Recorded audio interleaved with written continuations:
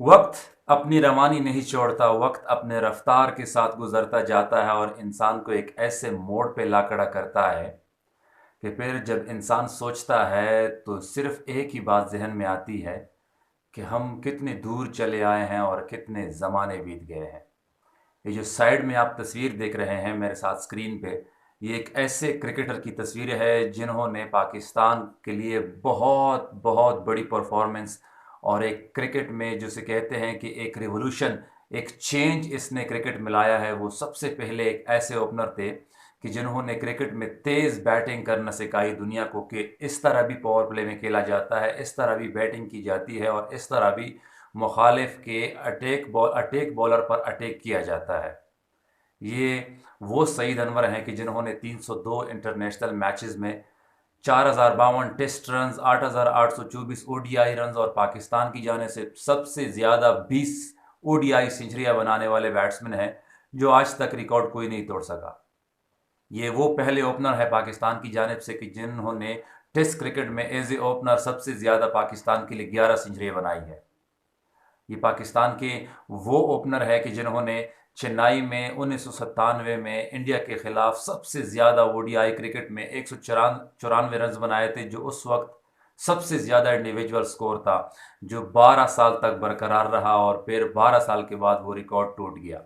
यानी ये एक ऐसे अजीम ज़माना ओपनर, एक ऐसे अजीम ज़माना क्रिकेटर की बात हो रही है कि जिन्होंने क्रिकेट का नक्शा चेंज किया था, कि जिन्होंने दुनियाए क्रिकेट में एक ऐसा नाम बनाया था कि जब भी कोई वर्ल्ड 11 बनाई जाएगी मुझे लगता है कि इस खिलाड़ी का नाम ज़रूर आएगा एज एन ओपनर। यानी ये एक बहुत बड़ा ओपनर है।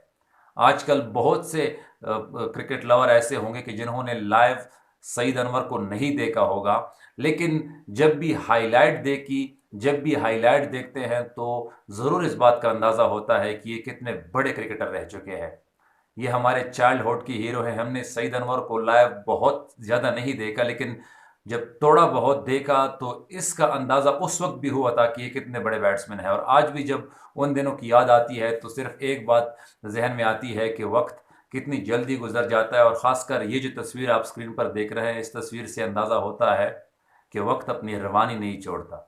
अल्लाह ताला ने सईद अनवर को जो इज़्ज़त क्रिकेट के मैदानों में दी थी, उससे ज़्यादा, उससे कई बढ़कर जो ये तबलीग वाला काम सईद अनवर के सईद अनवर कर रहे हैं, या जो ये काम इनके ज़िम्मे है, इनमें अल्लाह ताला ने इनको और इज़्ज़त दी है। यानी जब अल्लाह ताला इज़्ज़त देता है तो वो आपको हर फील्ड में देता है। जब क्रिकेट खेल रहे थे तब एक एक ऐसे ओपनर के नाम से जाने जाते थे जो मुखालिफ बॉलर के लिए खौफ थे, लेकिन जब जैसी ही क्रिकेट छोड़ी, यानी क्रिकेट के अख्ताम जब वो कर रहे थे, उस वक्त जब क्रिकेट इनका एंड पे था, उस वक्त ये तबलीग की तरफ मायल हो चुके थे। और उनके बाद जो काम अल्लाह ताला ने इनसे लिया या जो ले रहे हैं बहुत बढ़िया है। और ये एक ऐसे ओपनर है कि जो दुनिया के दोनों फील्ड में पहचाने जाते हैं। क्रिकेट के हिसाब से अगर बात होती है तो सईद अनवर का नाम लिया जाता है, तबलीग की अगर बात होती है तो इनका नाम लिया जाता है। मतलब अल्लाह ताला जब नवाजता है, अल्लाह ताला जब इज़्ज़त देता है तो बहुत ज़्यादा देता है। यानी कहने का मतलब ये है कि जब ये तस्वीर नज़रों के सामने से गुजरी तो कुछ कहने को दिल किया। यानी हमें लगता है कि हम उस मोड़ पे हैं और हम वैसे की वैसी है, लेकिन जब हम दूसरों को देखते हैं तो वक्त की रवानी का अंदाज़ा दूसरों से पता चलता है कि वक्त कितनी रफ्तार के साथ गुजर रहा है।